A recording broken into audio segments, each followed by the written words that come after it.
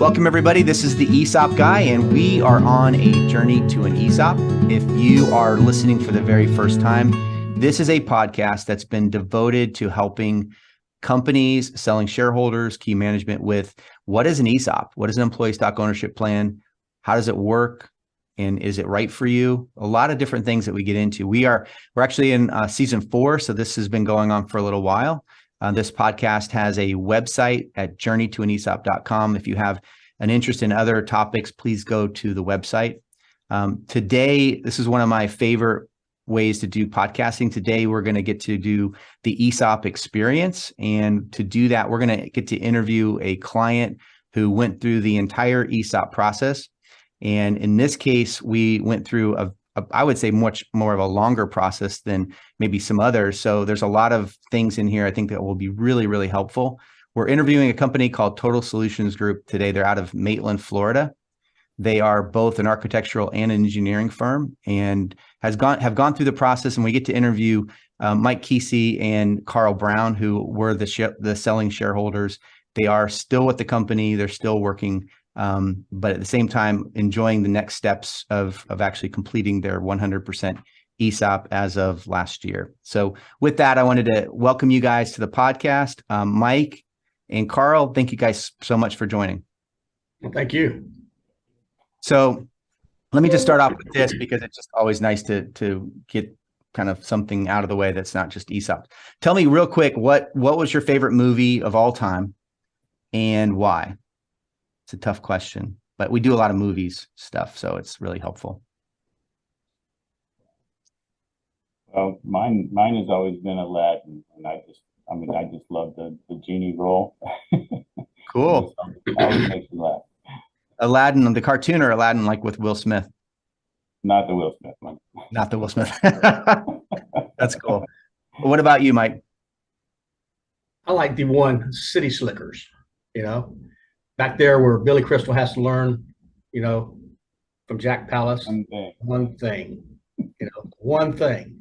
So you learn that and life is good. If we could just learn one thing about ESOPs today, we're going to be better off. Don't you agree? Yeah. Agree. So let's jump into your ESOP experience. Tell us a little bit before we get in there. Tell us a little bit more about the company. I kind of set it up, but you guys are unique in a lot of different ways in terms of what you do. So tell us a little bit about what the Total Solution Group does for its customers. Okay.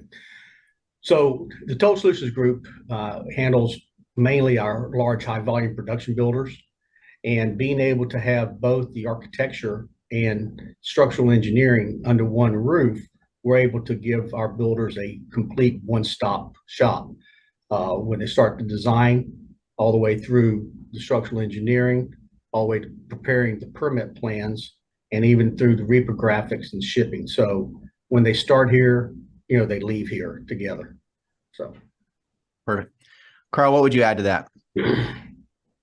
I mean, yes, the processes as Mike explained, but overall, our goal is to, with production homes and with homes in general, is to create someone's dream come true. We make their dreams come true with the first American home.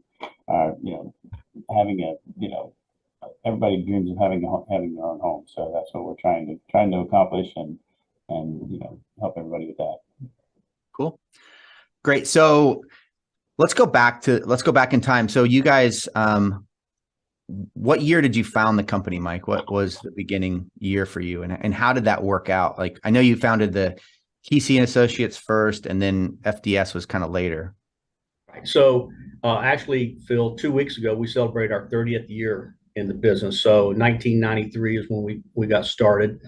Ironically, 10 years later, I had a client call me up, and actually it was a lady by the name of Francine Miller. She was the president of U.S. Homes out of Tampa, and basically said, Mike, you'll have an engineer in your office in 2 months, or I'm going to find somewhere else to work. And I said, yes, ma'am, and hung the phone up. And 2 months later, we interviewed Carl, and that was the creation of Florida Design Solutions, which is now known as FDS Engineering. So, which has been in existence now for 20 years. Yep. Wow. Yeah, that's, you do what you got to do, right? So, when you first started the company, what was your main motivation in getting the company rolling? Was it just, I want to make a living? You had an idea to help people, or what was going on in your head when you first started? Well, like most residential designers is how I started out. Most of them create their own business to have a job.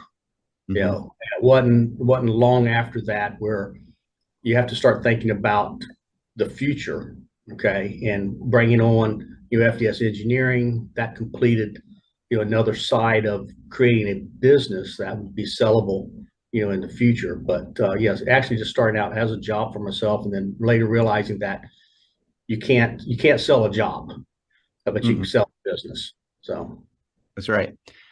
Well, I mean, it's a great success story. Let's go. We're going to go back in time a little bit. And when I came into the picture, it was just me and Mike kind of talking through an ESOP for just KA, which is the architectural piece. This is before you guys did the merger. And the way I recall it, and I think it was 5 years ago, was it maybe more than that? more than that, yeah. Yeah, more than that. We had already gotten through the first part of the ESOP process. So we had a trustee. They started due diligence. And in the middle of all of it, both Mike and I looked at each other and we kind of agreed, hey, well, it was really your idea. I just kind of agreed with you, but hey, we need to kind of think about FDS. What am I going to do with FDS, which is the engineering company that Mike and Carl own. So Mike owned 100% of Keesee and Associates, and then Mike and Carl both owned FDS together. And Right. so we put the brakes on the ESOP, which honestly was the right decision. Was it a difficult decision for you at the time because we'd done all that work to get it moving? No, yeah, because the Keesee side could not be in place and have the success it had without the engineering. And so, we wanted to make sure that, both the companies were going to be successful in the future. And we didn't want to lose that togetherness that we had, at that time. So that's why we kind of put the brakes on it, and then decided to stop and create the parent company, which is now the Total Solutions Group. Mm-hmm. Yeah. And so it was the right decision, from your perspective, and I'll ask kind of you and Carl, but because when we first started working out, what was your original motivation to pursue an ESOP? And then for you and Carl, like how, because then we changed the whole thing. We weren't an ESOP, but then we'll talk about this non-leveraged step in a second, because I think that's a big part of the story of how you guys went through the process. But when you guys first you thought about it, Mike, and then Mike and Carl combined, what was the motivation of actually doing ESOP? Why did you even want to do one? My main goal was to take care of the people who got us to where we're at.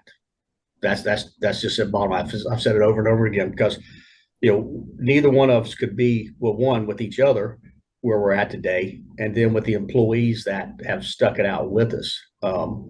Just for instance, so we went to 100% ESOP in August, okay, and because the way that we set up our vesting schedule, we already have 9 employees that are 100% vested because of their time served with us. So mostly it's about the people. What about you, Carl? What was your thoughts? Very similar. I mean, it's also, was looking at the long-term picture of an exit strategy for both Mike and I down the road. That, wasn't the most important thing, on the agenda. I mean, it was, keeping the people here, keeping them engaged, and helping them to be able to take over and maintain the legacy after we decide to depart. So. Mm-hmm. Yeah. No, I mean, and that's a very top, most people, when you talk to them, that's going to be in the top, 3 or 4 reasons why people want to do an ESOP is they're thinking about the people. When you get down to, I do talk to people, and part of the podcast mission that we're on is to help people make that decision before you jump in and make some expensive decisions with an ESOP, which we'll talk about cost in a second. But if you can avoid that, if your motivation is, I would say generally, if it's not about the people at some level, then it's probably not a right thing for you, because there's a big aspect of this that when we think through whether it's Total Solutions Group story or somebody else's story as an ESOP, the people are always going to factor into the equation. And of course, having a good exit plan is nice. And with you guys, I mean, you're still working, so you're not technically exiting yet, right? So how does that feel? Well, I mean, I'll start with that. It's basically been status quo. I mean, my role changes here a little bit, but as far as doing more management than I was doing engineering predominantly before. So, but we're still here. We're still making sure the company is succeeding, the company is growing, and so that we can get to those goals, that we need for everybody to succeed. Yeah. Yeah. And for you too, Mike, I mean, I know you've been able to work less, but at the same time, you're not completely out. No, I'm not. So I'm taking the Fridays out now. So I'm working a 4-day work week, because we've done a lot of good things here around here as far as, working with our leadership team. As you know, we're practicing the EOS, entrepreneur operating system, and when we're building that culture and team behind us so that we can actually have a exit target date in the future. So yeah. Yeah. And so what's cool about an ESOP is that they're not going to force you out once you sell. So some people aren't ready to leave, but they are ready to transition their ownership, which is really kind of your story. And so you do get the opportunity. Now, if somebody's looking to, like, I got to get out of here, like this is it, and I want to do my final exit, it's difficult to do it as an ESOP. And it's difficult because you're going to have this long-term obligation typically from the company to pay your note back. So you're not going to want to just completely walk away. You at least are going to want to be on the board of directors, which of course is something we're going to talk about a little bit in terms of the reality of being on the board and what that looks like for real. But I think that for the most part, in your story, you guys, you're still in that zone of accomplishing the goals that you set out to do. The first part was, hey, we want to get our employees involved. We want them to know that they're part of this company. And so you're doing that, and you're in the process of doing that. So going into the process, the ESOP process a little bit in terms of actually executing, let's just go through the first part. Was I kind of alluded to this. Mike and I were doing it on the ESOP side. We were putting it together. We stopped. We just put a merger together with his other company. We kind of talked about why we did that. It was going to be better to put both of these together now and then go back and sell it later as an ESOP. There was some things that happened in that story just kind of to make sure we integrated it all. I mean, it took some time, and it's going to take time if you're going to do, whether it's a closely held merger or it's an external merger or something before an ESOP. And some people always ask me, like, should I do an acquisition? Should I do this before an ESOP? And I'm like, you just have to kind of account for the numbers, and you have to make sure that the implementation, because it does take a lot of focus. And in your case, it was good, but it took a lot of focus to get the integration correct, right? In terms of your merger. Anything in there that you learned from that, or would you have done anything differently in the merger part? Well, the merger was kind of tough, and it's still, we want everybody to know us as a Total Solutions Group, but we had 30 and 20 years respectively of marketing, Keesee Associates and FDS Engineering. So we're still using that as part of our marketing while we're out there alongside of the Total Solutions Group. That's probably, I think, been the toughest thing. But our employees all know us now as the Total Solutions Group because we have brought the teams together and have made it so that they understand the relationships now. We're not two separate companies, that we're one company. What's it go, Carl, is one goal, one vision, one team. Yeah, is our motto, and putting that forward. So yeah. I'll tell you one thing about you guys, and I'll just say it because I know you well, and we spent a lot of time together. Your culture is phenomenal. You guys have a great culture, and I didn't say this as part of the motivations, but to do what you're doing, part of it I know was I want to keep my culture, which is a big thing that most companies struggle with. I don't want to give up what we've built.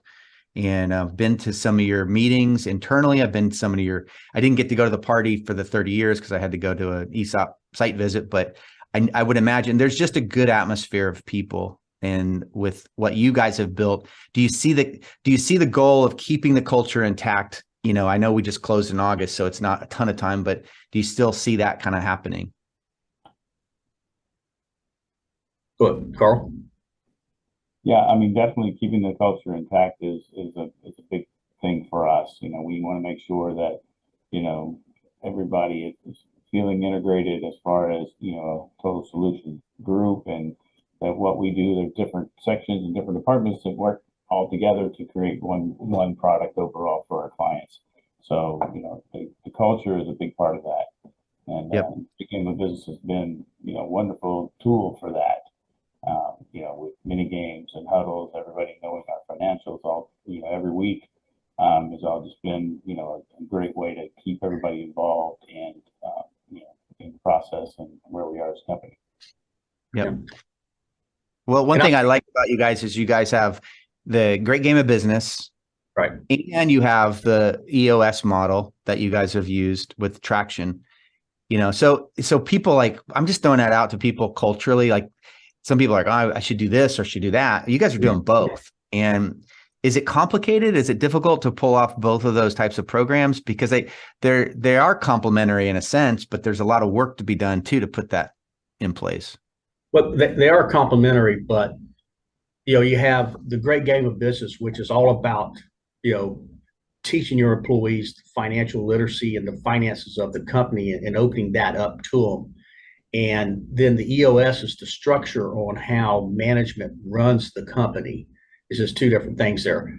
But I think that if anyone is considering going to an ESOP, they need to be thinking about open book management early. I think that was a key to our success on rolling this out to everybody, because they knew what the numbers were. They see them every Tuesday at 11 o'clock. So they understand the whole process with it. So they're not scared to understand that Carl and I don't back up the truck every Friday, and fill it up with cash. I mean, because they've learned those lessons through like I said, the financial literacy classes that we're given, and like I said, they understand the numbers. So. Yep. No, and that's honestly difficult for some people to be open book management. At the same time, it's part of who you guys were, and it's Right. The beauty of all of the ESOP stuff is it's going to be the continuation of who you are in the future, and that is one of the main benefits of being an ESOP company, is you get to do that. And then with the ESOP, you got to have that transparency anyway.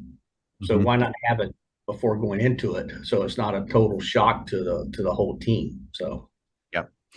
And that's honestly one of the, I want to talk about ESOPs, but one of the things I really want to talk today about was that, because I think there's a lot of companies that could really benefit from that type of input, but they're just kind of not there yet or whatever. So going into the process itself, let's talk about that. We're going to go into like the first step in the ESOP process. So one thing that we did with you guys is we did a non-leveraged ESOP.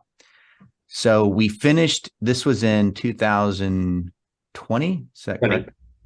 So we finished the year and we said, we want to get this rolling, but we're not ready to do the transaction yet. And we had multiple reasons, but the reasons aren't as important as what we did, because I do find that this doesn't get talked about at all in conferences for whatever reason, maybe because people don't make a lot of money at it. I don't know, but it's not very expensive to do. But essentially what happens is the owners decide, hey, we're going to contribute this much of our stock into an ESOP. So we have to create the ESOP plan document, the trust document, the summary plan description with an ESOP attorney. We had to do evaluation to document what those shares were worth. On the benefit side, for the selling shareholders, we're able to deduct the amount of that contribution from the ordinary income taxes as a retirement contribution. The employees got the full, in your case, you did 5%. Right.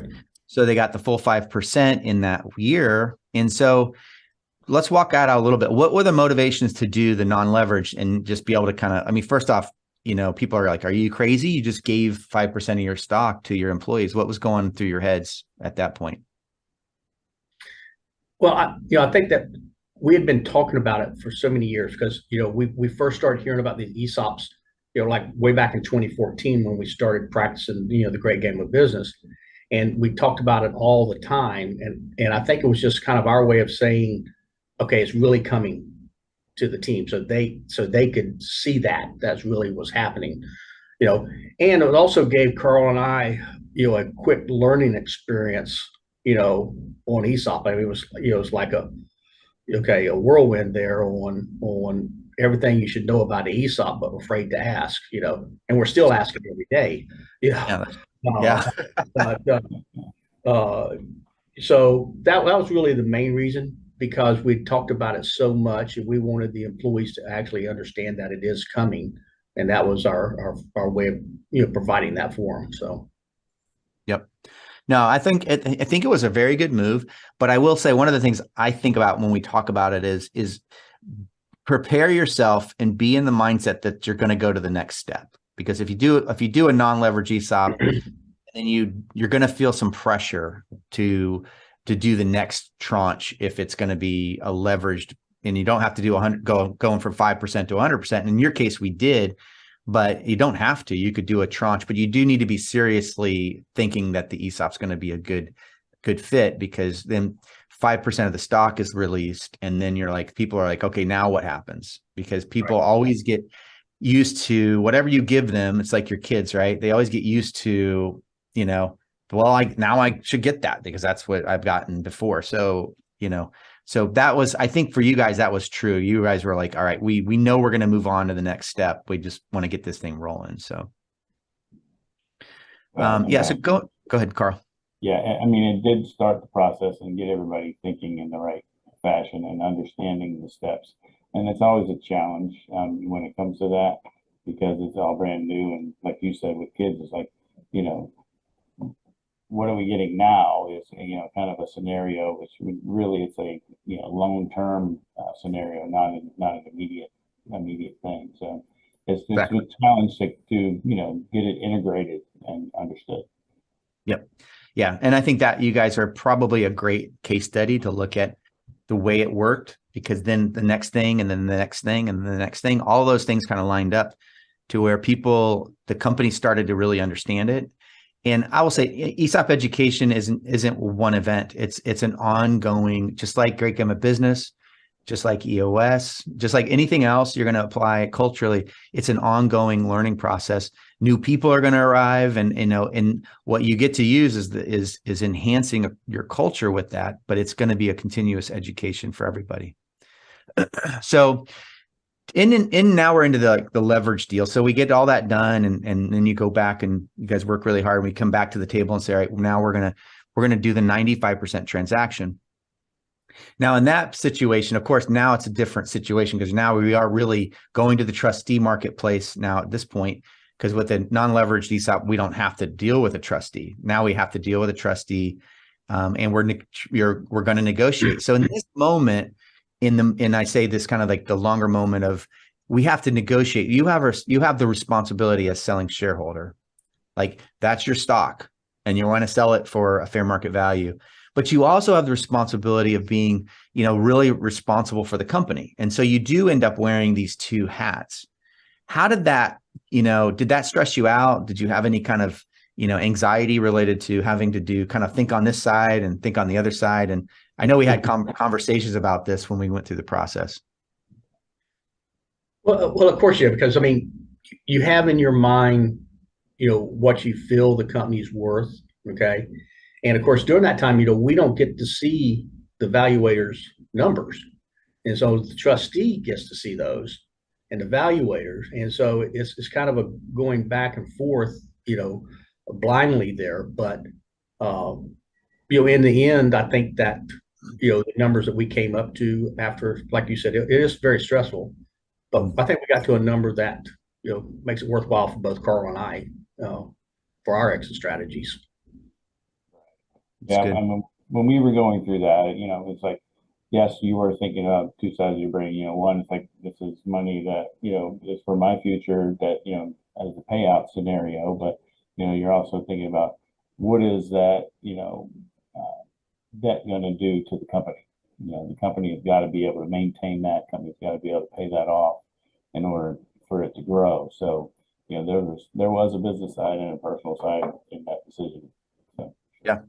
And like the three of us, just going back to the history of this, the three of us in talking about this. So we're in this, the moment of the sell side advisory part kicks in and we're negotiating, my role is like, I want to negotiate the most amount that I can get for you, because that's what I do. It's like the defendant or the plaintiff attorney, like that's what I got to get this job done. Right. And so coming back and forth, we're going through for an ESOP transaction. What happens is you negotiate with the trustee, we make an offer, they make a counter offer.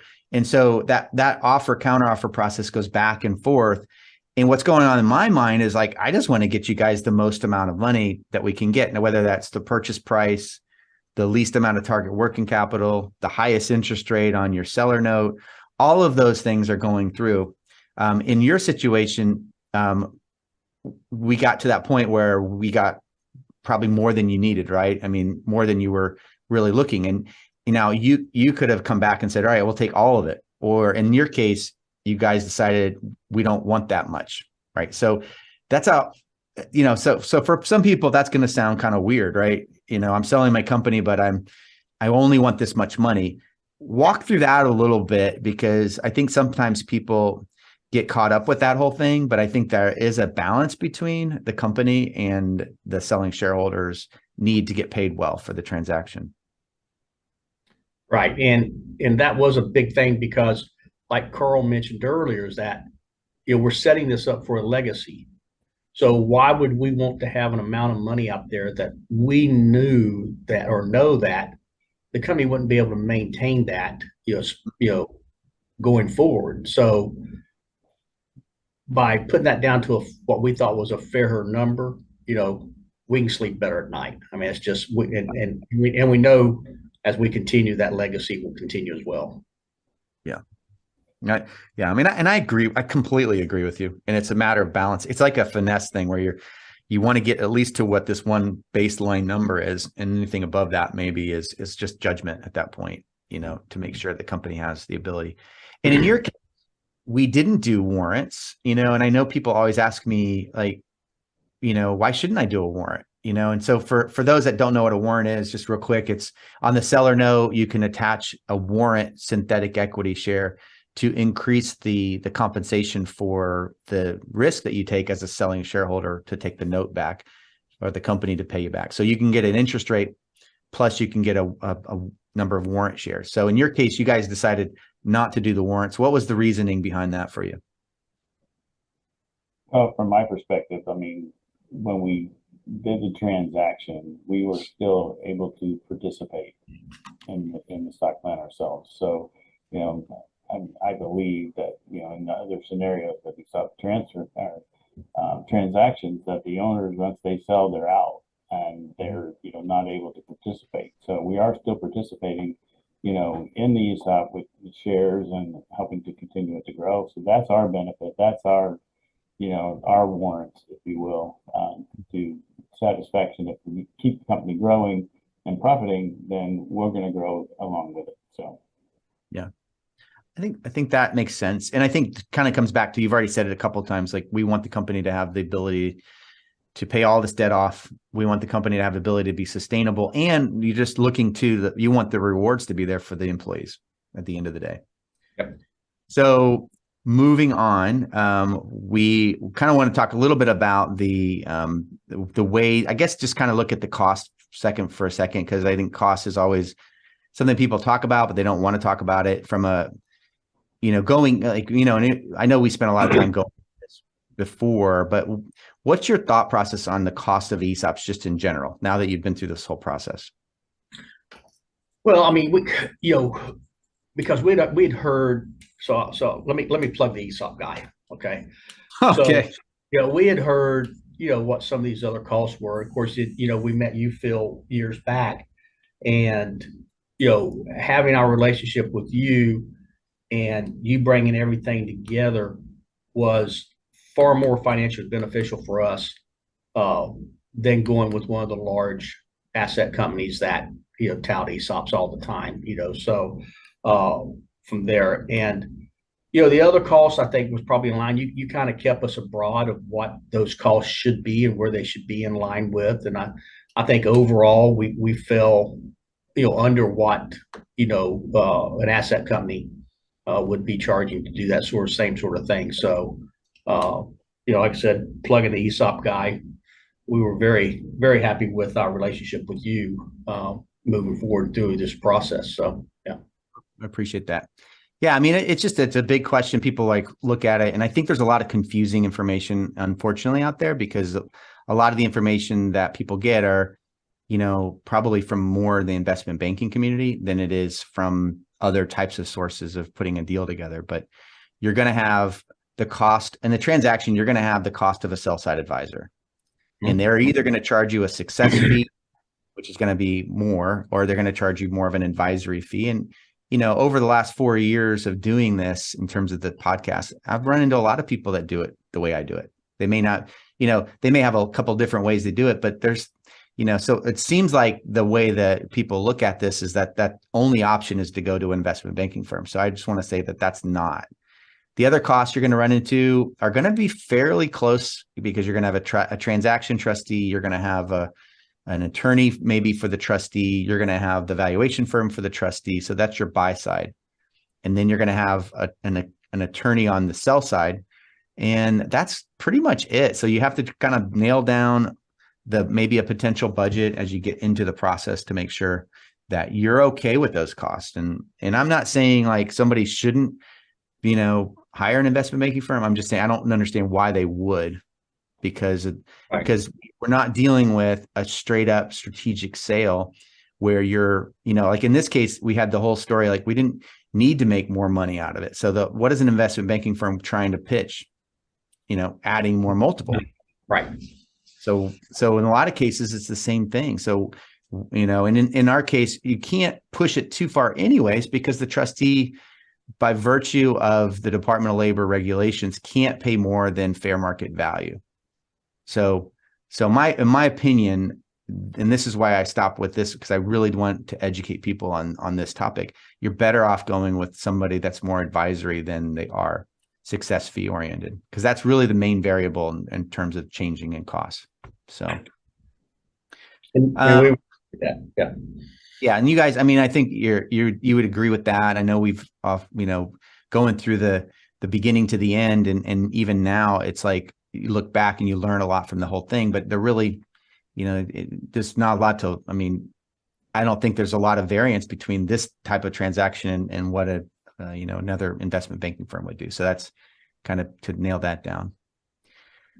So let's go back through it. I think just kind of on a highlight standpoint, what would you say the most beneficial part of the actual process? So you're not yet into the post ESOP world yet, but the process, what did you feel like you learned the most, or the most beneficial thing that came out of going through the ESOP process?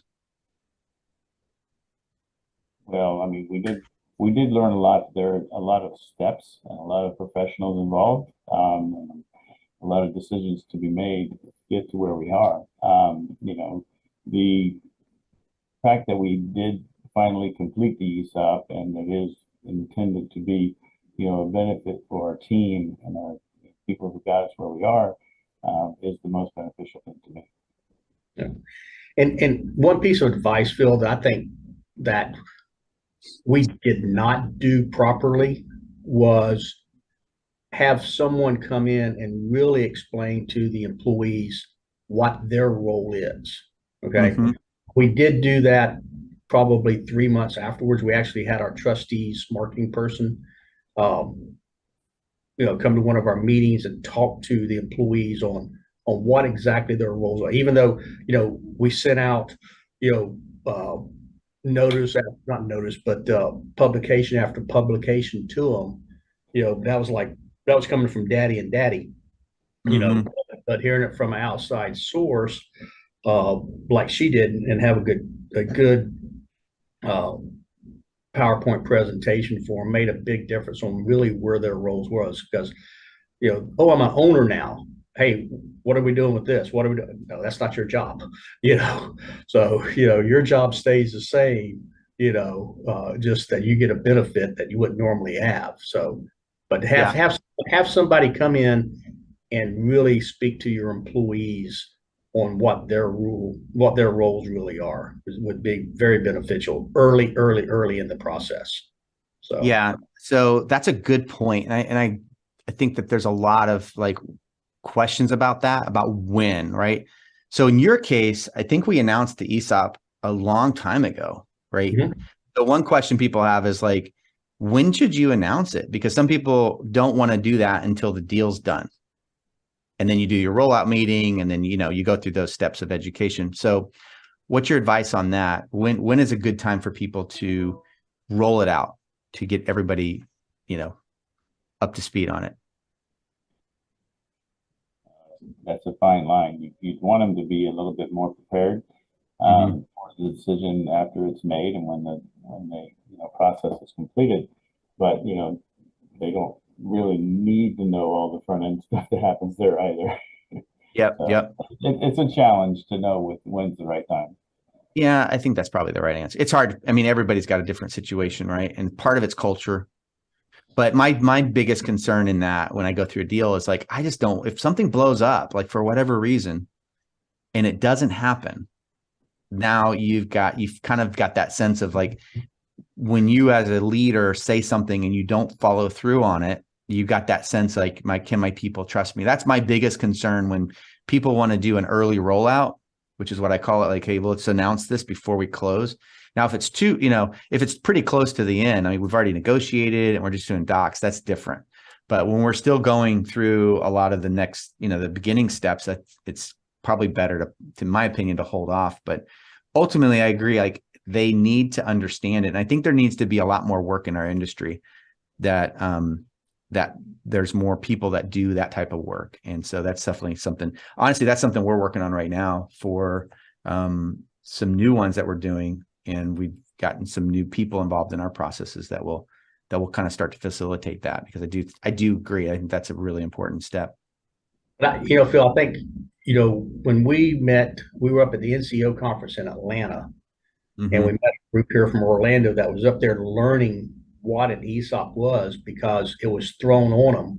The owner said, we're going to do an ESOP, then opens up a meeting and said, by the way, you guys now are an employee-owned company. And key members of the team had no idea what that was. And I just thought that would, Yeah. Yeah. Be the opposite, right? You don't want to create anxiety, right. Right.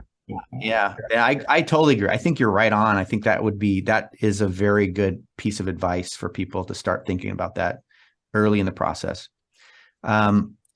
One thing I like to ask, because, people are like, it was a good deal. And I appreciate all the things you guys have said about the process. What would be one thing that, in terms, I know we talked about the employees, but what would you kind of categorize as the most difficult, maybe, or most disappointing step that we went through, that if we could have changed it, what would you have done differently other than educating the employees?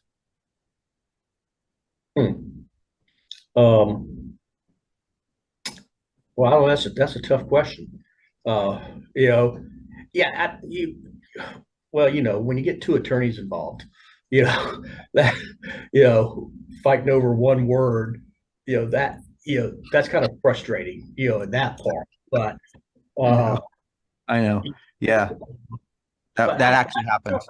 Yeah, it did happen. And I don't think there was any one thing that really pulled out, because it was a process, and you set us up good for the process. So, I don't think anything was thrown at us that really spun our head, that much. So, yeah.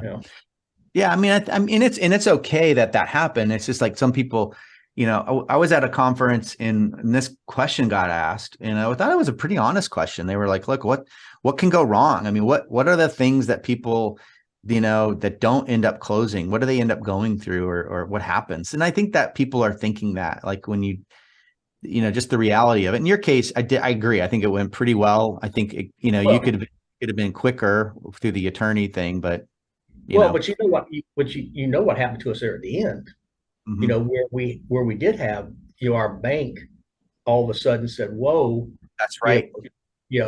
Hey, look, we were going to finance this thing for you without, what do you call it?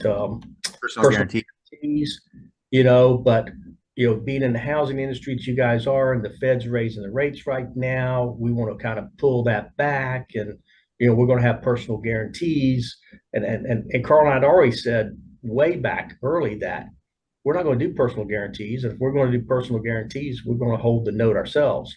And so that threw us back for a quarter right there, going back through redoing all the paperwork and that sort of stuff. So, you just got to make sure that your financial institute that you have is on board regardless of what's going on. And that threw us back a good quarter better, because we're supposed to close in June. We ended up closing in August. So yeah, that was stressful at that point. So. That was stressful, and it was nothing. You didn't do anything wrong. Nobody did anything wrong. It's just they got a sour taste in their mouth for the deal, right? And unfortunately, that can happen. In our industry, afterwards, Carl and I thought about it, is that if things go south, well, we can still protect the company. The bank's not going to protect the company, so we would be able to, okay, let's halt payments on the notes. We'll put them to the back end. We'll do something differently to protect the company, which is that's been our whole goal anyway with the ESOP, is to, have that protection and legacy forward. So why would we want to call the note, which is exactly what the bank would have done if the industry fell down. So, yeah. They would have, for sure. Now, I agree that one part is important. And I've had this conversation with a lot of people where it's a little bit like that. Like, the bank's kind of not really all in, and they're like in the gray area. And the bottom line is, why not just keep the interest? If you don't need the cash on liquidity, why not just keep the interest income for yourselves? Because you're going to take the risk anyways, so it's I think a pretty good decision overall. And it saves some time and expense too, because the bank's going to charge a fee. Right. They're going to charge a legal fee, that's going to add to the transaction. And you're going to have full flexibility, if things do change down the road. And, so I think that was a good decision, but it wasn't one we were planning on, for sure. Right. Yeah. Kind of going into a couple things. I know we're early in the process, but so this is probably, if we were 3 or 4 years down the road, but tell me a little bit about how are the employees embracing the concept of the ESOP now? I mean, you talked about the trustee coming in and talking to the employees. What's the current status of people understanding the ESOP? Well, in that regard, I mean, we had some recent conversations with our leadership team members, and, the whole process and our personal goals here, over the next year or so, is to start to develop them more as the future leaders of our company. And, the more buy-in we get from them in order to help promote the ESOP through it. I mean, it's not always, the ESOP itself. It's how do you do your job more efficiently to be productive, to be more profitable, and the company, wins when that happens. So, I mean, that's been our number one goal, is trying to develop the future leaders of our company. Yeah. And that's going to be, I know, more of a process over more of a period of time. And, you're still kind of in that first year of the leverage transaction. So, when you sell, let's go to the control question. When you sell 100% of the company, you have sold controlling interest to the trustee. What is that like for you? And we had a conversation quickly before we started about getting an independent board member. What has changed? What is that like for you? Do you feel like you're giving up control of the company in a sense, technically, or do you feel like it's just more of an on paper deal? I think it's more on paper for right now. Yeah. We use the trustee if we have a question, like in regards for, looking for the independent board member. Do they have any questionnaire that we should normally use? What should we look for, in them? Do they have any names of, trustees that they'd used in the past and that sort of stuff? But at this point, I mean, we're still controlling the company, as we normally would. We're having to get used to have a board meeting instead of just a conversation, For sure. Yeah, that sort of thing. But yeah. I mean, I think that's kind of the general sense of things. And I don't say it like, of course, technically speaking, and I said on paper, but technically speaking, you have sold a controlling interest, and the trustees negotiated. Part of that deal was that you would have an independent board member and have an independent say so in what's happening in the direction of the company. And so that's going to play out again over a period of time. But it's not like, oh, you've got somebody telling you what to do today, and certainly the trustee's not calling you up and saying, hey, we think you guys should cut expenses by 10%, whatever. So I just think that's an important point, because there's a lot of misconceptions when it comes to these kind of things. When people think control sale, a controlling interest sale, it's like their minds kind of start to go all over the place. And this is a fear factor for some companies, some selling shareholders that think, hey, I don't want to do this because I'm going to give up my, somebody's going to tell me what to do, right? Nobody, one of the reasons we have our own companies is we don't want to be maybe told what to do. So I think that's a good part. Let me overall, because we're kind of almost out of time. Anything that you kind of overall that you would just kind of give, if we're just people are listening from where you guys were sitting years ago to now. Again, you talked about the employee thing. I thought that was really good. Anything else that you might ask or advise people on that are thinking about going into this process for their companies? Well, I mean, there's a lot of business owners out there who have developed, things themselves and their own independent businesses, and really don't have any good viable options for their exit strategies. So I mean, exit strategies can be just a straight out sale, and then you don't know what's going to happen with new owners coming in with your people who have helped develop the company. And with the ESOP, there's more control over that in order to make sure that we're protecting our staff and our people. Thanks, Carl. Absolutely. Yeah. What about you, Mike? I agree with Carl. I mean, they need to be looking at the future now, and learning as much as possible as they can if they're thinking about ESOP. I mean, they don't have to start announcing it through the company like we suggested earlier, but to start learning about it and getting involved with someone like you and in CEO and learning about everything they can before they really start making that thought process. But like Carl said, you only have two ways. You can either sell to somebody else, or you actually got three ways. You sell to somebody else, sell to an ESOP, or just shut the door.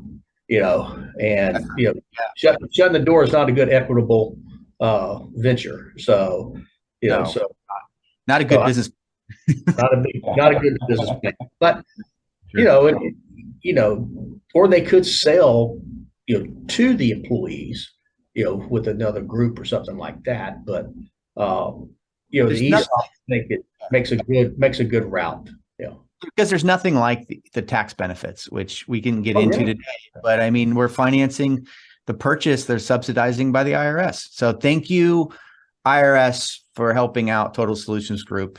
Thank you. Yeah. Not having, because you guys are 100% tax free right now. And that's right. I was just thinking about because now it's tax time, and how, of course I'm writing those checks, and it's like, and I know they're just like, anyway, I don't want to be political, but the point is that you're tax exempt. That's beautiful. And there's nothing like it. So you can't touch that without an ESOP. You can't do that. And so your payments are being subsidized by the Internal Revenue Service of this great country. So, well, congratulations on your ESOP. I want to say thank you guys for taking the time to do this. I think it's super, super helpful. And I do get feedback from people. And this is one of the kind of topics that people love, because they like to hear from people that have actually done it. And so for all that, I really appreciate your time today to help us. Good. And thank you, Phil, for all the help that you did for us. We appreciate it. My pleasure, for sure. All right. For everybody else, thank you guys for listening today. And we encourage you to keep going on your journey to an ESOP. And, as we go through the next step, we just ask that you, share it with a friend if you think it's helpful as a podcast. Check out our website at journeytoanesop.com. So thanks, guys, and have a great day.